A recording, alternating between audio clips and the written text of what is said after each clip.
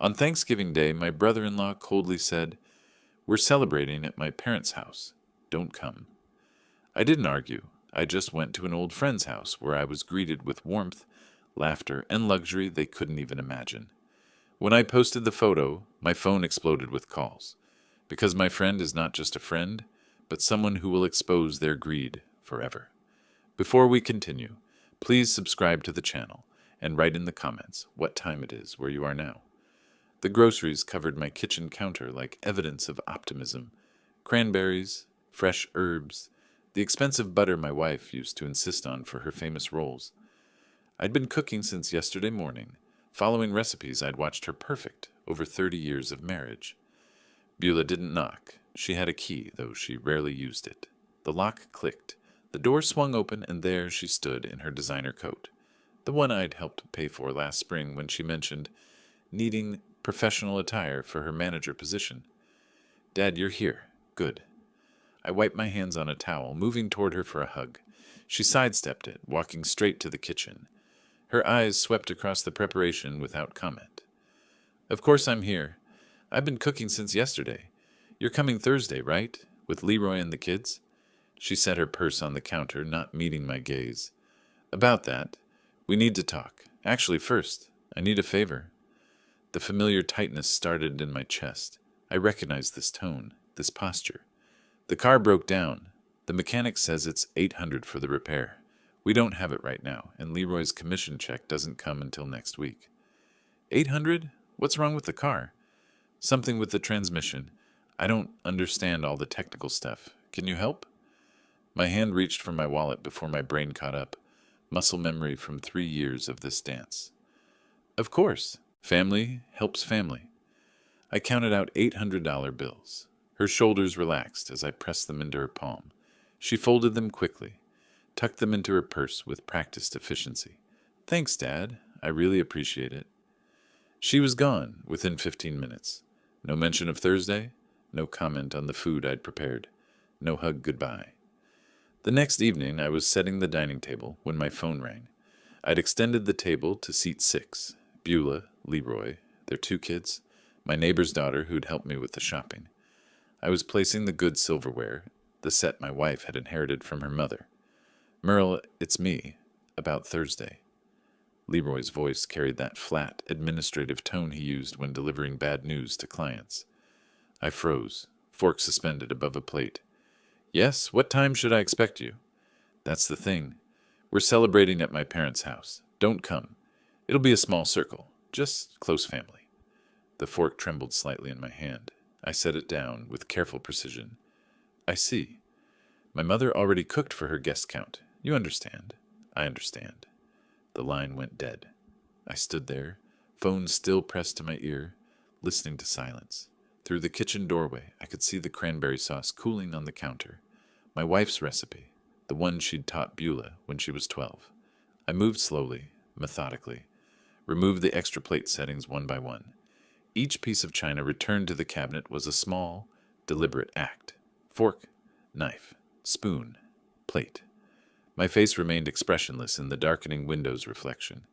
Later, I sat in my recliner, the leather worn smooth in places where my wife used to rest her head against my shoulder. The mantel across from me displayed family photos in chronological order. Beulah at graduation, Beulah's wedding, Beulah's kids at various ages. My late wife smiled from the center frame, frozen at 56, 3 years before the cancer took her. I pulled out my laptop, opened my banking app, started scrolling through transactions. The pattern emerged like a crime scene coming into focus under forensic light. March, 200, emergency medical bills. June, 2,800, roof repair.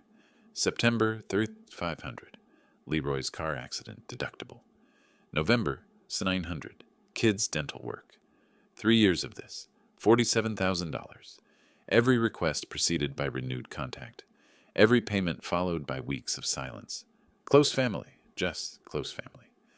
I said it aloud to the empty room, and the bitterness in my voice surprised me. My laugh came out sharp, unfamiliar. 3 years, $47,000.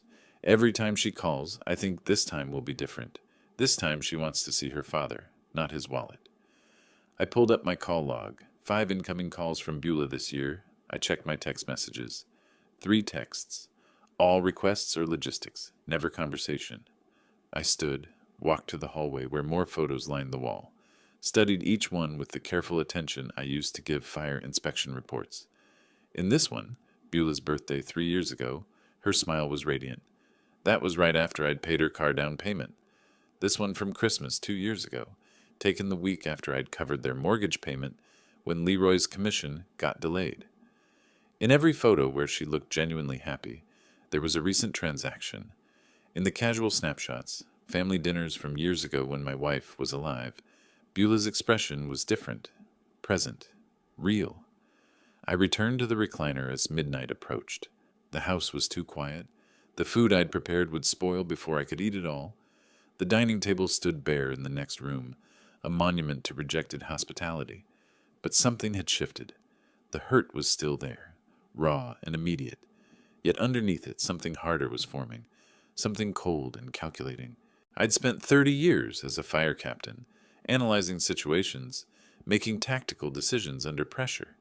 If they only valued money, they needed to understand what they were losing. Not through confrontation. That would only make me look bitter, desperate. No, they needed to see what my life could be without them. What I could do with $47,000 a year when I wasn't pouring it into a bottomless well of ingratitude. The plan wasn't fully formed yet, but as I sat in the darkness, staring at those photos, I felt something I hadn't felt in 3 years. Purpose. Thanksgiving morning found me in the same chair, still wearing yesterday's clothes. I hadn't slept. Dawn crept through the windows, illuminating the dining table in the next room. 6 place settings last night, 0 this morning. The math of abandonment. Coffee went cold in my hand. I'd made it at some point, couldn't remember when. The prepared food sat in the refrigerator, sealed in containers that would never be opened. My wife's cranberry sauce, the herb butter for rolls, all of it pointless now. My phone lay face down on the side table. I'd placed it that way deliberately. Didn't want to see the screen. Didn't want to confirm that Beulah wouldn't call, wouldn't text, wouldn't acknowledge the casual cruelty of yesterday's exclusion. At 9:47, the phone buzzed. I almost let it ring through to voicemail. Didn't recognize the number, but old instinct, 30 years of emergency calls, made me pick up on the 4th ring. Hello? My voice came out rough, unused. Merle Flores? This is Bob Winston. Fire Academy, class of 85. Tell me you remember your old study partner. I sat forward, brain struggling to shift gears. Bob Winston. Ladder drills and midnight study sessions and the practical exam he'd failed twice before I showed him the weight distribution trick. Bob? Winston? The guy who couldn't pass the ladder drill to save his life? His laugh boomed through the speaker, genuine and warm. The same. Until you taught me the trick. I owe you a few meals for that. That was 40 years ago. Some debts don't expire. Listen, I heard through Mike Thompson you might be on your own today. That true? I hesitated. Mike Thompson had retired the same year I did, moved to Beaverton. We'd grabbed coffee twice in 3 years. Not close, but the firefighter network stayed connected in quiet ways. Plans changed, then changed them again. I'm hosting at my place in Lake Oswego. 15 people, too much food, and I could use another voice from the old days. My wife's family stories are killing me. Come keep me sane. Lake Oswego, the wealthy suburb 20 minutes west, where tech executives and old money built estates overlooking the water. I'd driven through it exactly twice in my life. I wouldn't want to impose. Merle, you saved my career. You can impose anytime. Come, please. Something in his voice, not pity, not obligation, genuine desire for company. The contrast with yesterday's phone call was so sharp it nearly hurt. What time? 2 o'clock. I'll text you the address. And Merle, it's good to hear your voice. After he hung up, I sat motionless for another minute. Then I stood. The act of rising from that chair felt significant, like choosing action over paralysis. The shower water ran hot against my shoulders. I stood straighter under the spray, felt muscles respond, shaved carefully, trimmed my beard with the precision I used to apply to inspection reports. In the mirror, I looked like myself again, not the hollowed-out version who'd spent the night in that chair. I chose a good shirt, dark blue, still crisp. Beulah had given it to me 2 Christmases ago, I realized as I buttoned it. The irony almost made me change. But no, I'd keep it on. Let it remind me of the pattern. Walking toward the door, I paused at the hallway photo wall.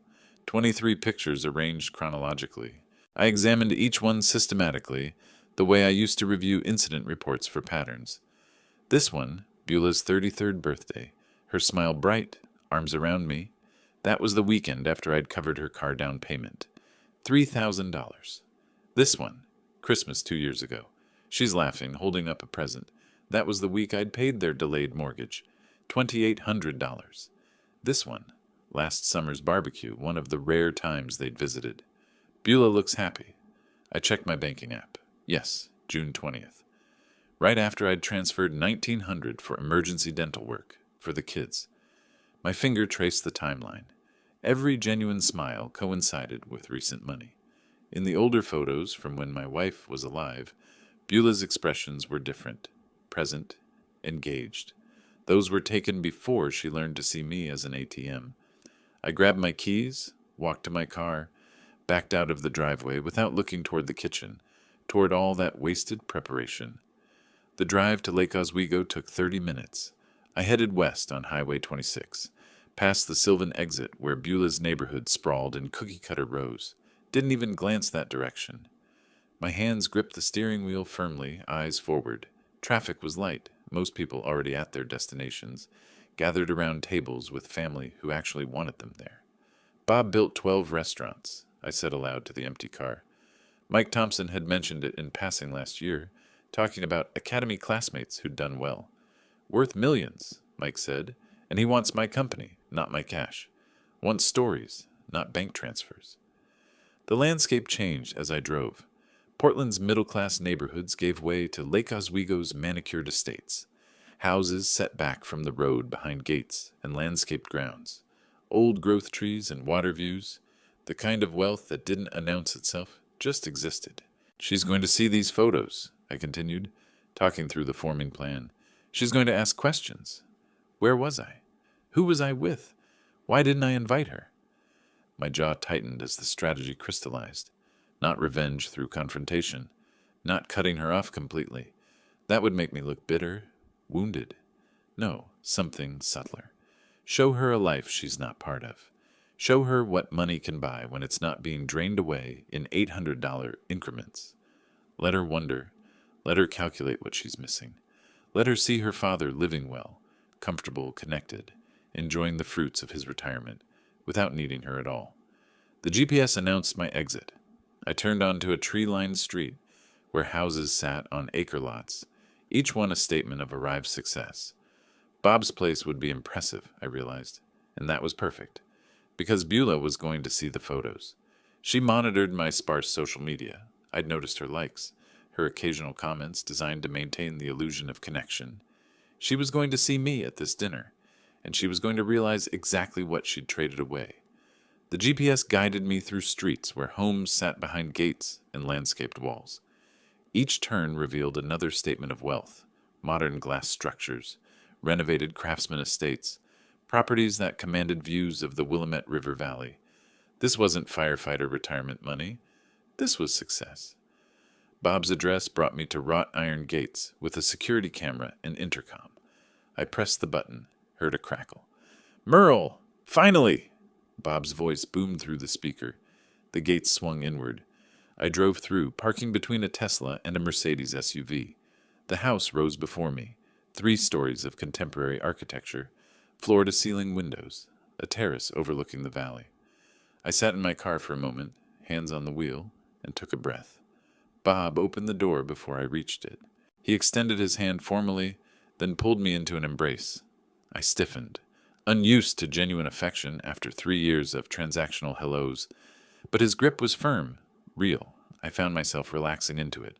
"Look at you. You haven't aged a day since the academy." "You're lying, but I appreciate it. This place, Bob. The restaurant's paid off. Come in. Sarah's been cooking since yesterday. She's excited to meet the man who saved my career. I just taught you the ladder drill. You taught me not to quit. That's worth more than any drill." Sarah Winston appeared in the foyer, elegant in a simple dress, her smile warm without calculation. She took my hand in both of hers. Bob talks about you constantly. The friend who wouldn't let him fail. Welcome. The house opened around us. Hardwood floors, exposed beams, that massive window wall framing the valley view. 15 people moved through the space. Conversations flowing, wine glasses catching light, children's laughter from somewhere upstairs. This was what Thanksgiving was supposed to feel like. Dinner happened around a long table set with crystal and china. I found myself seated between a woman who ran a tech startup and a man who owned commercial properties. Real conversations emerged, not small talk, not polite noise. 30 years as a fire captain, the businessman said. What was the worst call you ever took? I paused, felt the old weight settle. The ones where we arrived too late. Those stay with you. His wife leaned forward. I can't imagine carrying that. How do you process it? You remember why you did it. The saves matter more than the losses. Eventually, Bob's voice carried down the table. Merle saved more than anyone in our district. 3 commendations. Tell them about the apartment complex fire in '98. I told the story. Bob interjected with details, laughing about how I'd taught him everything. The table listened, actually listened, engaged with the narrative, asked follow-up questions. Nobody checked their phones, nobody glanced at watches. After the meal, Bob led me to the terrace. The Portland skyline glittered miles away, lights spreading across the valley like scattered stars. The November air bit cold but clear. You need a picture, Sarah appeared with her phone. Get together. The city lights are perfect tonight. Merle, humor her. She documents everything. I'm not exactly photogenic these days. Nonsense. You look like a fire captain should. Tough and reliable. Get over here. Bob's arm settled around my shoulders. I stood straight, chin up. Sarah moved around us, finding angles. Perfect, she called. Bob spoke quietly, his voice meant only for me. Thank you for coming today. I meant it when I said I owe you. You don't owe me anything. I owe you everything. That ladder drill day, I was ready to quit. You saw something in me I didn't see in myself. Now look. He gestured at the house, the view, the life he'd built. This exists because you wouldn't let me fail. Home by 9, the quiet wrapped around me differently than it had that morning. I sat in my recliner, pulled out my phone, found the best photo Sarah had taken. Bob and me grinning like academy recruits, the city lights blazing behind us. I opened Facebook, uploaded the image, typed carefully. Thanksgiving with old friends. Thanks, Bob, for reminding me what real family looks like. My finger hovered over post. I read the caption again, thought about Beulah seeing it, about the calculations that would follow. Then I pressed the button. I set the phone face down on the side table, made tea, let it steep while I stared at the dark window, seeing my reflection instead of the street beyond. 20 minutes passed before I picked up the phone again. The screen exploded with notifications. 17 text messages, 3 missed calls, all from Beulah. I scrolled through the messages slowly, watching the progression. Dad? You at someone's house? That place looks expensive. Where is that? Dad, who is Bob Winston? I looked him up. He owns restaurants. Why didn't you tell me you had wealthy friends? This is important. Call me. We need to talk about this. This changes things. I set the phone down, picked up my tea, took a sip. The liquid had gone cold, but I drank it anyway. The phone rang. Beulah. I let it ring 4 times before answering. Finally! Where were you today? I've been trying to reach you. I can see that. 17 messages. That house? Whose house is that? It looks like a mansion. Bob Winston's, an old friend from the fire academy. I looked him up online. He owns 12 restaurants. Dad? Why didn't you tell me you knew people like this? You never asked about my friends. You ask about money. Silence stretched between us. I heard Leroy's voice in the background. Let me talk to him. This is important, Dad. These are connections. I'm going to bed, Beulah. It's been a long day. I hung up, turned off the phone completely. In the darkness, I smiled. I turned the phone back on the next morning. It took 3 minutes for the notifications to load. 23 new messages, 7 missed calls, 4 voicemails, all from Beulah and Leroy. I made coffee first, took my time with breakfast, then scrolled through the accumulation. Beulah's texts had evolved overnight. The early ones maintained a veneer of concern. "Dad, are you okay? Just want to make sure you're safe." By 2 a.m., the mask had slipped. "We should discuss your social circle. These connections could benefit the whole family." At 10:15, my phone rang. "Leroy." I answered on the fourth ring. "Merle, hey, it's me. Saw your post. Interesting place your friend has." "Yes." "So, Bob Winston. Beulah says he's in the restaurant business. Pretty successful, looks like. He works hard. Built everything himself." "That's impressive. You two close, like, do you see him often, or why does that matter, Leroy?" Pause. I could hear him recalculating. "Just wondering. You know, families should know about your social circle, especially when it includes people of significance." "Significance? Financial significance. I mean, 12 restaurants. That's serious wealth. Estate planning territory." There it was, not even subtle. I walked to my window, looked out at my modest street, while Leroy continued talking about family interests and keeping everyone in the loop. "I need to go, Leroy." "Wait, just when can we get together? Coffee? Lunch? We should catch up properly." "I'll let you know." I hung up before he could respond. The pattern continued. Friday, 4 calls, 11 texts. Saturday, 6 calls, 15 texts. Beulah's car in my driveway twice when I returned from errands. I didn't answer the door. Sunday morning brought a new approach. Beulah called at 9 a.m., her voice soft, calculated. "Dad, about Thanksgiving. I feel terrible about the misunderstanding." "What misunderstanding?" "We could have had you over. Leroy's mom had mentioned she might not have enough seating, but she managed. We just thought you'd feel uncomfortable with people you don't know. But I spent Thanksgiving with 15 people I barely knew. I felt wonderful." "That's different." "It is. They wanted me there. They valued my company, not my wallet." Sharp intake of breath. "That's not fair." "Fair? You needed $800 on Tuesday. By Wednesday, I wasn't close enough family for Thursday. Friday, I'm suddenly important again. What changed, Beulah?" "That's not. We care about you." "You care about Bob Winston's net worth? You Googled him before you called to see if I was okay." "I was concerned." "You were calculating, like you always calculate. Every visit, every call, every text. You're counting what you can extract." Silence. Then her voice turned cold. "You're being cruel." "I'm being honest. For the first time in 3 years, I'm being honest." I ended the call, sat in my recliner, staring at the family photos on the mantel. Same photos I'd studied days ago, seeing the pattern emerge. Now I saw something else, a timeline of my own enabling, my own willingness to be used because I was terrified of losing the only family I had left. But I'd already lost them. That loss happened years ago when my wife died and the buffer between us dissolved.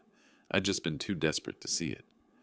Monday morning, I sat at my computer, opened a search window, typed, "Estate Planning Attorney, Portland." Reviews appeared. I read carefully, making notes on a legal pad. Patricia Morrison, 15 years experience, specializing in complex estates and will modifications. Her testimonials mentioned protecting assets and ensuring proper inheritance distribution. I dialed her office at 10 a.m. "Morrison Estate Law, how can I help you?"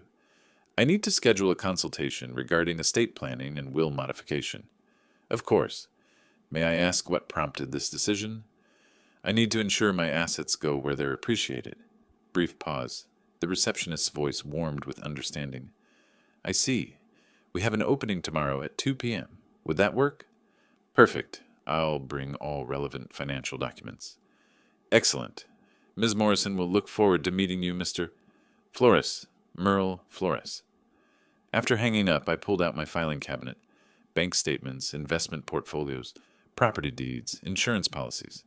Everything organized meticulously. The fire captain in me never left. I spread the documents across my dining table, reviewing the numbers. Retirement pension, $4,200 monthly. Social Security, $2,100 monthly. Investment accounts, $340,000. Home value, $425,000. Paid off. Life insurance, $500,000. Total estate value, approximately $1,265 million. More than enough to matter. more than enough to make them desperate. I gathered the documents into a folder, set it by the door for tomorrow's appointment. My phone buzzed. Another text from Beulah. Dad, please. Can we talk? Really talk? I typed back. I have an appointment tomorrow. We can talk after that. Her response came immediately. Appointment? For what? Are you okay? Is it medical? I smiled, turned off my phone, and went to make dinner. Let her wonder. Let her calculate. Let her spend the night imagining worst-case scenarios about my health, my estate, her access to both. Tomorrow, I'd start building walls she couldn't climb. Tomorrow, I'd ensure that the pattern of exploitation ended permanently. Tomorrow, Patricia Morrison would help me guarantee that my assets went somewhere they'd create value, not feed vampires. The text arrived Tuesday morning. Dad, can we please talk? In person, just coffee? I waited 3 hours before responding. Let her wonder. Let her calculate. Finally typed back, tomorrow, downtown, Bernie's Coffee, 10 a.m. Her reply came within seconds. Thank you. We'll be there. We. Of course Leroy would come. They operated as a unit when money was involved. Wednesday morning, I arrived at Bernie's 15 minutes early. Chose a corner table with clear sightlines to the entrance, the street, the restrooms. Old habit from fire scenes. Always know your exits. Always maintain awareness. The barista brought my black coffee. I thanked her by name, reading it from her tag. Thanks, Jennifer. Through the window, I watched them park at 10:07. Beulah checked her makeup in the visor mirror. Leroy adjusted his collar, preparing for performance. When they entered, Beulah's smile stretched too wide. Leroy's handshake gripped too firmly. Dad, you look good. Are you sleeping okay? Eating well? Same as always. They settled across from me. Leroy flagged Jennifer for their orders. Complicated drinks with multiple modifications. I waited, sipping my plain coffee. That was quite a Thanksgiving you had, Leroy started. Looked like a nice gathering. It was. We felt awful about the confusion with our plans. Beulah leaned forward, voice dripping manufactured concern. If we'd known you had alternatives. You didn't ask if I had alternatives. She blinked, reset. Well, anyway, we're glad you weren't alone. This Bob Winston, you've known him a long time? There it was, 5 minutes from sitting down to the real agenda. Since 1985. Fire Academy. We were study partners, then worked in adjacent districts for years. And he went into restaurants? Leroy's tone suggested this was fascinating, not transparent fishing. That's an interesting pivot from firefighting. He always wanted to build something of his own. After retirement, he took the risk. Started with one small place in Beaverton, grew from there. Now he has 12 across Oregon. 12? Beulah's eyes widened. That's incredible. You must be proud of your friend. I am. He earned everything he has. Their drinks arrived. Beulah barely acknowledged Jennifer, too focused on extracting information. Do you see him often? Leroy stirred his latte slowly. Like, is this a regular thing, or was Thanksgiving special? We lost touch for a few years. He reached out when he heard I might be alone for the holiday. How did he hear that? Beulah's question came quick, sharp. Firefighter network. We stay connected. People check on each other. That's so sweet, her voice saccharine. You never mentioned you had such successful friends, Dad. You never asked about my friends. You ask about money. There's a difference. Silence dropped like a curtain. Beulah's fingers tightened around her cup. Leroy's jaw worked. Come on, Merle. Leroy attempted humor, his salesman's recovery. You can't blame us for being curious about the mansion photos. Curious about what exactly? The house? The success? Or what it might mean for you? Dad, that's not fair. Bob Winston values me because I taught him not to quit.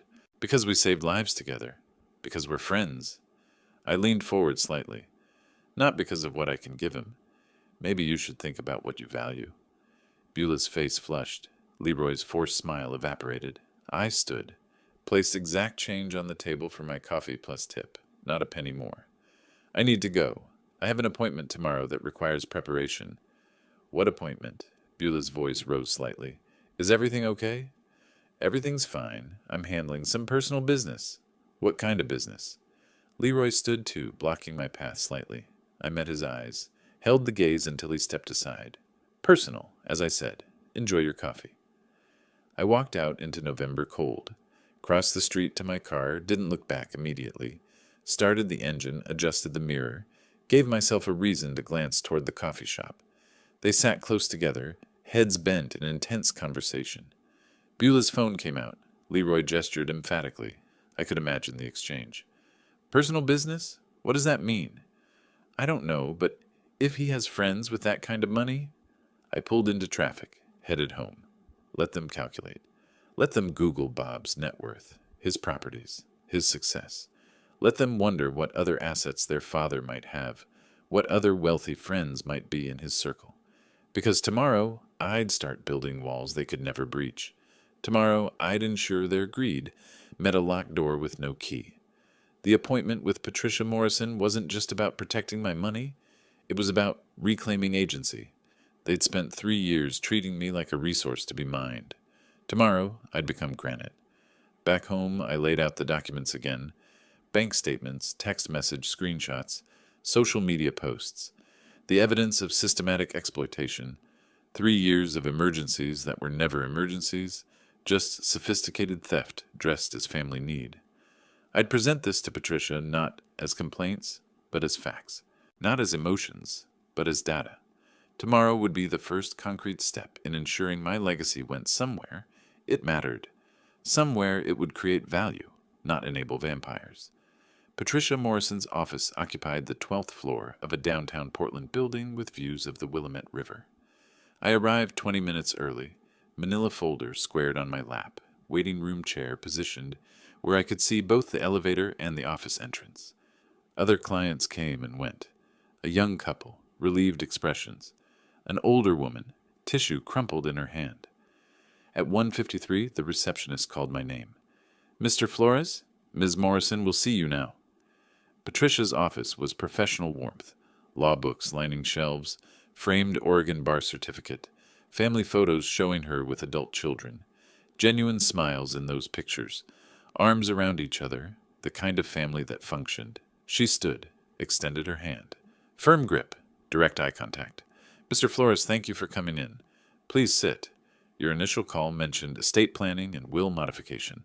What's prompted this decision?" I set the folder on her desk, but didn't open it yet. I need to ensure my assets go to people and organizations that value what I've built. I see. Has something specific happened? I've had a revelation about who values me versus who values my wallet. She nodded slowly, settling into her chair. That's more common than you might think. Tell me more. I opened the folder.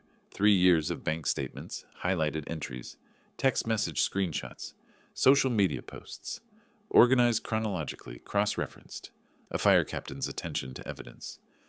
Over 3 years, I've given my daughter $47,000. Each time she claimed an emergency. Each time, the money went somewhere else. Patricia pulled the documents closer, began reviewing. Her pen moved across the pages, occasionally pausing at specific entries. These text messages show her requests. Did you verify the stated purposes? At first, yes. She was my daughter. I trusted her. Then I noticed the pattern. Urgent call, money transferred, silence for months, until the next emergency. She looked up from a social media screenshot. And these posts show a vacation in March 2023? 2 weeks after claiming $8,000 in medical bills. I kept my voice level. I'm not a fool, Ms. Morrison. I'm just done being treated like one. Walk me through a few of these. Let's start with the largest single amount.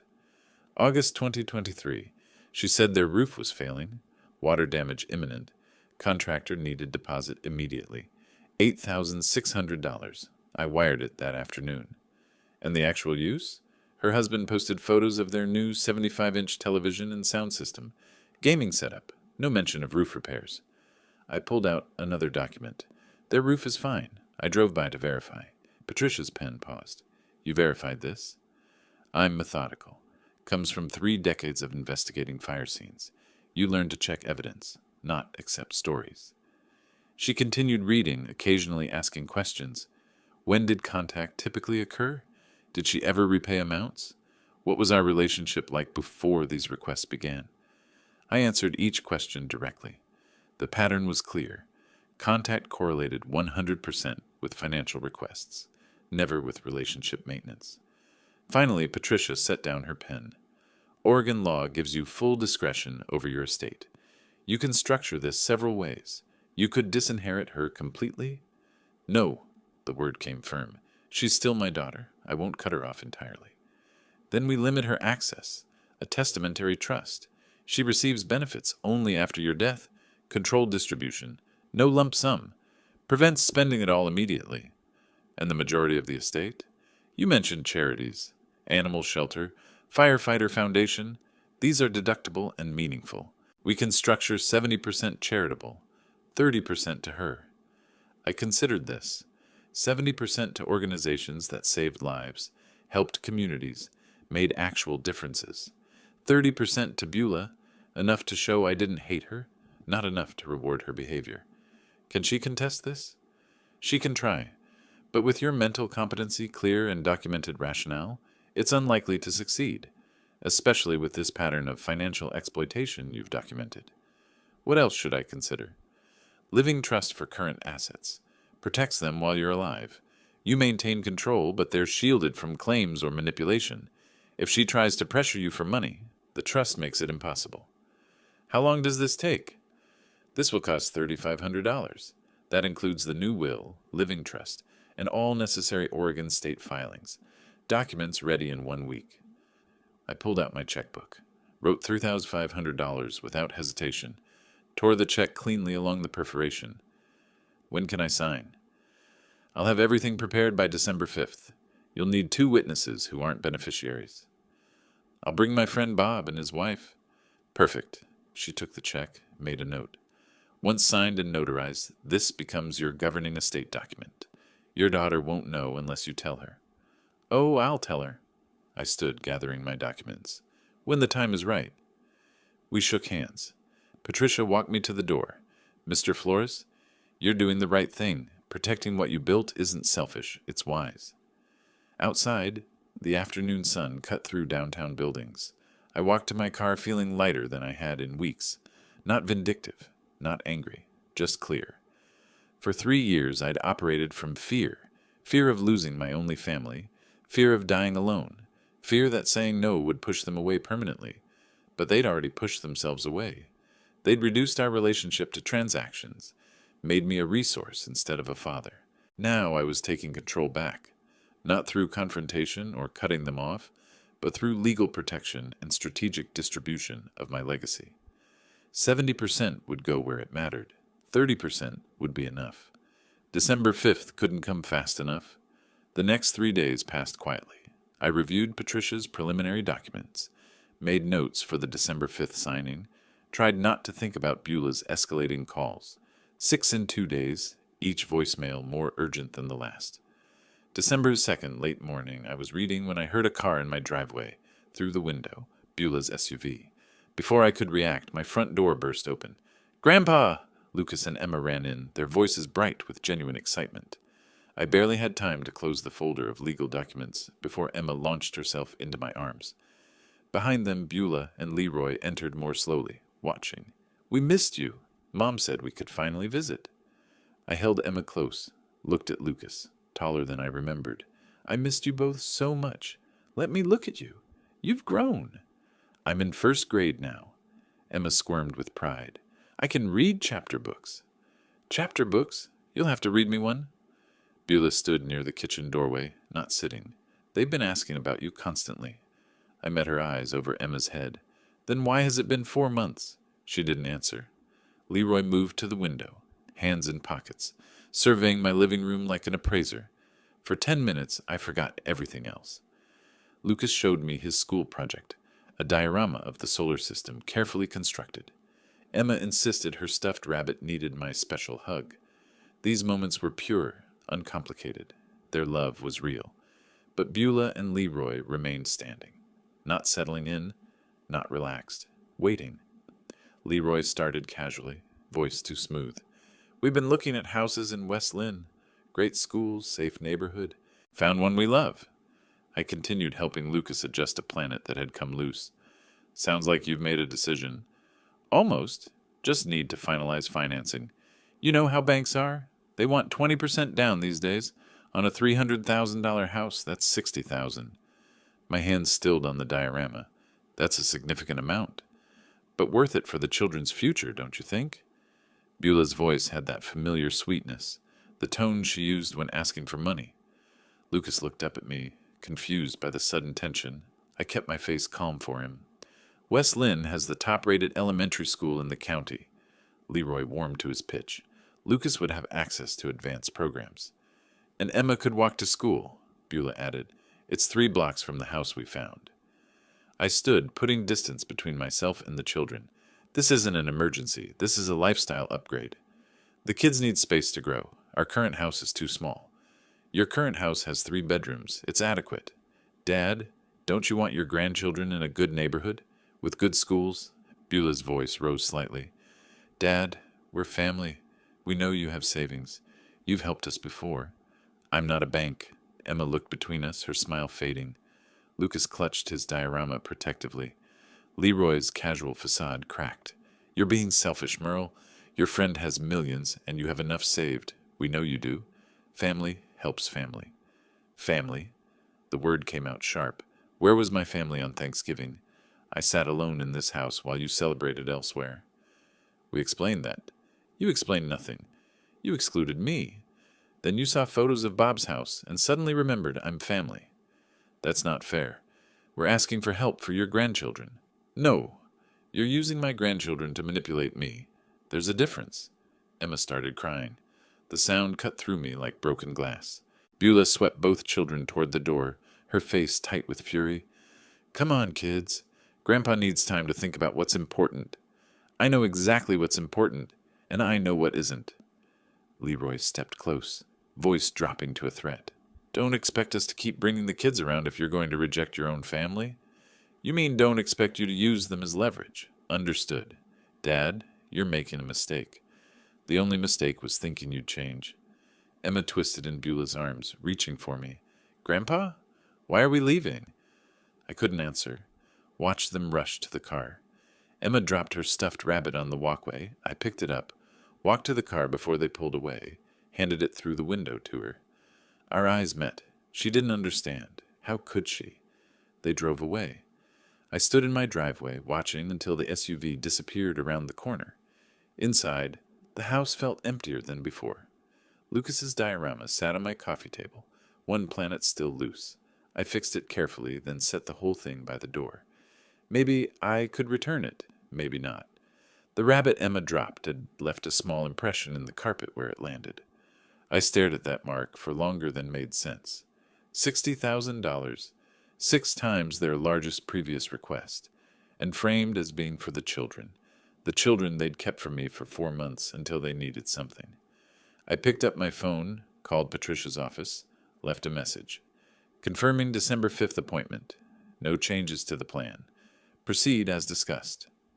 Then I sat in my recliner and let myself feel the cost of choosing dignity over manipulation. It was steep, but I'd pay it. That night, I barely slept. Emma's confused face haunted every time I closed my eyes. By dawn, I was sitting at my kitchen table, coffee growing cold in my cup. Emma's stuffed rabbit sat on the chair beside me. I'd taken it from the car before they left, kept it, maybe as evidence of what they'd done, maybe just because it felt like holding on to something. At 9, I called Bob. Didn't plan what to say, just needed to talk. Merle, everything all right? You sound rough. Had a situation yesterday. Need to get out of my head. Want to talk about it? Not yet. Need to do something useful first. Pause then. Portland Animal Haven. I volunteer there sometimes. Physical work, good people, animals don't care about your problems. His voice warmed. I'll call ahead. Ask for Vivian Clark, best person there. By 10:30, I was parking at Portland Animal Haven on SE Division Street. The building was modest, worn but clean. Dogs barked from somewhere inside. The smell hit as I entered. Animals, cleaning products, kibble. Reminded me of the firehouse somehow. Organized chaos with purpose. The coordinator greeted me warmly. Bob called. Welcome. Let me find Vivian. She led me through kennels to a quiet corner where a woman sat on the floor with an elderly Labrador. Silver hair pulled back, practical clothes, hands gentle on the dog's graying muzzle. Vivian, this is Merle, Bob's friend. The woman looked up, Warm eyes, laugh lines. You're Merle? Bob called about you. Welcome. She stood smoothly. Ever worked with dogs before? Not formally. Always wanted one, but fire department schedule made it difficult. You were a firefighter. She studied me with open interest, not calculation. Then you know about staying calm in chaos. Perfect temperament for this work. This is Duke. He's 14 and nervous around men. Let's see if we can change his mind. I crouched slowly. Duke watched me, uncertain. Hey there, old man. I know how it feels when people give up on you. Vivian's glance sharpened. Yes, I imagine you do. We worked for 3 hours. The tasks were simple. Feeding, cleaning, walking dogs who pulled too hard or hardly pulled at all. Vivian moved with practiced efficiency, explaining each animal's story without sentiment. Duke's been here 3 months. Owner went into assisted living. Family didn't want an old dog. People treat them like they're disposable once they're no longer convenient. Not just dogs, unfortunately.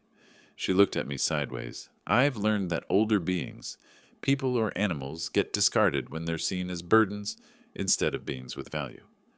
Sounds like you've had some experience with that. Enough to recognize it in others. We developed an easy rhythm. She demonstrated proper leash handling for an anxious terrier. I followed her lead, movements careful.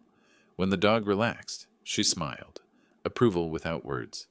During a break, we sat on a bench outside. She offered me half her sandwich. I accepted. We ate in companionable silence, watching a volunteer play with puppies in the yard. She didn't fill the quiet with chatter. After 15 minutes, she asked softly, You okay? I don't mean generally. I mean today. The directness caught me off guard. Family issues. She nodded once. Coffee after our shift. Sometimes talking helps. The coffee shop was 2 blocks away. Same one where I'd met Beulah, but this felt entirely different. No calculation, no performance. So, Vivian stirred her coffee. Family issues. Want to be more specific, or should we talk about the weather? I laughed despite myself. Direct. I appreciate that. Life's short, particularly at our age. My hands wrapped around the mug, easier to look at coffee than her face. My daughter and son-in-law see me as a funding source. Yesterday they brought my grandchildren, first time in months, to leverage me into giving them $60,000. Ouch! Did you give it to them? No, I refused, and they left angry, taking the kids. Good. I looked up. Good? You're not wrong to want respect. Money doesn't make you valuable. She leaned forward slightly. Your time, your care, your presence, that's what matters. If they can't see that, the problem isn't you. Something loosened in my chest. You're easy to talk to. Thanks for listening. I lost my husband 5 years ago. Spent 2 years after that being carefully managed by my kids, always checking if I was okay, really checking if I needed help managing money. She smiled without bitterness. Eventually told them to back off. It's lonely but honest. So you understand. I do. Here's what I learned. The right people don't need leverage to stay in your life. They just stay. Are you staying? Her smile widened. Same time next week? We'll see how Duke responds to you. We talked another hour, about nothing heavy. Books, Portland neighborhoods, the best coffee shops. Easy conversation between 2 people with no agenda beyond connection. When we parted ways, she squeezed my hand briefly. Thanks for today. Duke liked you. Driving home, I realized I was smiling. First genuine smile since Thanksgiving. My phone buzzed at a red light. Beulah. Dad, please call. We need to talk about yesterday. I deleted the message without responding. December 5th was 2 days away. The will signing would happen with or without their approval. Bob and Sarah would witness it. Patricia would notarize it. My legacy would be protected. And maybe, just maybe, there was space in my life for someone who valued me for who I was, not what I could provide. December 5th arrived clear and cold. I drove to Patricia Morrison's office at noon, the manila folder with my signed engagement letter on the passenger seat. Bob and Sarah were meeting me there, witnesses to this moment, supporters of this decision. Patricia's conference room overlooked the Willamette River. Winter sun slanted through windows, catching the polished table where the documents waited. New will, living trust. Everything organized in neat stacks. Bob and Sarah arrived minutes after me. Sarah hugged me quickly. Ready for this? More than ready. Patricia entered with her notary, spread the documents before me. Mr. Flores, do you understand that this will supersede all previous testamentary documents? I understand completely. And you're making these decisions of your own free will without coercion? This is the first truly free decision I've made regarding my estate in years. She walked me through each section. The charitable designations, Portland Animal Haven, Oregon Firefighters Burn Institute, 70% of everything. The testamentary trust for Beulah, 30%, controlled distribution, no lump sum. The living trust protecting current assets from manipulation or pressure.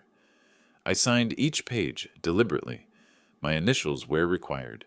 The pen felt good in my hand, solid, purposeful. Each signature was an act of reclamation. The notary stamped each document. The sound satisfied something deep in me. Final, binding, protected. Patricia shook my hand. Your estate is now protected according to your wishes. Bob clasped my shoulder. Proud of you, brother. I'm learning from the best. We stopped for coffee afterward, the three of us. Bob raised his cup. To protecting what matters. I touched my cup to his, then Sarah's. Simple gesture. Profound meaning. How do you feel? Sarah asked gently. I considered. Like I just put out a fire that's been burning for 3 years. That evening I called Beulah. Kept my voice steady, neutral.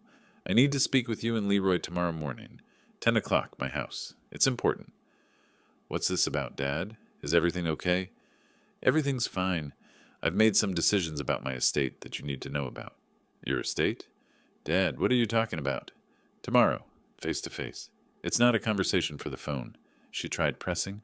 I deflected. Eventually, she agreed. December 6th morning, I arranged the living room deliberately. 2 chairs facing mine, distance established. 2 manila folders on the coffee table, copies of the new estate documents. Coffee made but not offered. They arrived at 10 sharp. Unusual punctuality, suggesting anxiety. Dad. Beulah's smile was uncertain. Leroy nodded, hands in pockets, eyes scanning my living room like he was appraising it. Sit, please. I gestured to the chairs. I've made changes to my will. You need to understand what they mean. I slid the folders across the coffee table. Measured movement, controlled. Open them. Read page 3, section 2. Beulah opened hers first. I watched comprehension dawn. Her hand trembled slightly, turning pages. I've revised my will. The majority of my assets, 70%, will go to charitable organizations upon my death. What? She looked up, eyes wide. Dad, you can't be serious. The remaining 30% is designated for you, Beulah, but you'll receive it only after my death, through a controlled trust. No advances, no loans, no early access. Leroy's face darkened. Merle, this is ridiculous. We're your family. Exactly. You're my family. Yet for 3 years you've treated me like a bank. $47,000 in emergencies that were actually lifestyle upgrades. Dad, this isn't fair. That money should stay in the family. Fair? The word came out sharp. You excluded me from Thanksgiving dinner. Then you saw Bob's house, and suddenly I was family again. That's not family. That's calculation. We explained that. You explained nothing. You lied. Bob reminded me what real relationships look like. They're not built on transactions. Leroy leaned forward. Your rich friend's been filling your head with ideas. Bob values me for who I am. Can you say the same? Silence. Heavy. Damning. Leroy stood abruptly. Fine. Don't expect to see your grandchildren again. Ever. Something settled in me. Final. Clear. I'll see them when they're old enough to understand manipulation and choose for themselves. Until then, they're safer not learning your values. Beulah's voice rose. Dad, you're making a terrible mistake. No, the mistake was enabling your behavior for 3 years. I'm correcting it now. I stood, facing them both. Live your lives. Build your marriage on something other than my money. Or don't. That's your choice. You'll regret this. Leroy's voice dropped to a threat. The only thing I regret is not doing it sooner. They left the folders on the coffee table. Too angry to take them. The door slammed behind them. I didn't move immediately. Listened to their car start, drive away. Watched through the window as the street returned to quiet. Picked up the folders they'd abandoned. filed them carefully in my desk drawer. Done. Not triumph, not victory, just peace. December 8th, I arrived at Portland Animal Haven carrying 2 coffees. Learned Vivian's order. Oat milk latte, no sugar. She was already there, working with Duke. The old lab's tail wagged when he saw me now. You brought coffee. She accepted the cup. Genuine smile. I could get used to this. Consider it payment for putting up with a grumpy retired firefighter. You're not grumpy. Thoughtful, maybe. Quiet, but not grumpy. Give it time. I intend to. We worked side by side for 3 hours. I'd learned which tasks suited me. Lifting feed bags, repairing kennel latches. The physical work my body remembered from firefighting years. Vivian managed the emotional labor, coaxing anxious dogs toward trust. During a break, sitting on the bench outside, she asked carefully, "How did your serious family conversation go?" I showed them the new will, told them most of my estate goes to charity. They weren't pleased. I imagine not. How do you feel about it? Lighter, like I've been carrying weight I didn't realize was there. Good weight to shed. The best part? I don't feel guilty. For the first time, I don't feel guilty for protecting myself. She nodded slowly, understanding in her eyes. Walking to our cars after our shift, I stopped. Turned to face her fully, hands in pockets. Nervous habit I thought I'd outgrown. Vivian, I'd like to see you outside the shelter, properly. Dinner, conversation, seeing where this leads, if you're interested. She studied my face, seeing past the words to the vulnerability beneath. I was wondering when you'd ask. I'm out of practice. Might be rusty at this. That makes 2 of us. How about Friday? There's an Italian place on Hawthorne I've been wanting to try. Italian on Hawthorne. Friday at 7? It's a date. December 10th, I retrieved my mail. Among bills and advertisements, a handwritten envelope. Beulah's familiar script. I made coffee before opening it. Needed fortification. The letter was different. No manipulation, no requests. Just raw honesty that made my throat tight. Dad, I've had time to think about everything you said. You were right. I let Leroy convince me you owed us. That family meant automatic access to your money. I forgot you were my father, not my funding source. I'm sorry. No conditions. Just sorry. If you're willing, I'd like to try rebuilding our relationship without money between us. I understand if you're not ready. I'll wait. Love, Beulah. I read it twice, then picked up my phone. I got your letter? Her voice shook. Dad, I didn't know if you'd call. I almost didn't, but I read it twice. You took responsibility. That's new. I've had time to think about what you said, about how I've treated you. You were right. I'm willing to try rebuilding, but on new terms. Respect, not obligation. Relationship, not transaction. Yes, whatever it takes. I want my father back, not my bank, my father. Then let's start there. Small steps. Coffee next week? I'd like that. Her voice caught. Thank you for giving me another chance. After we hung up, I sat with the letter for a long moment. Hope and caution balanced carefully. She'd have to prove the change was real, but I was willing to let her try. That evening, Bob called. Christmas dinner at our place, December 25th. Bring Vivian. Sarah wants to meet her. You sure? Merle, you're family. The kind that matters. And if Vivian makes you smile like you did at Thanksgiving, she's family too. Friday came. Dinner with Vivian at the Italian place.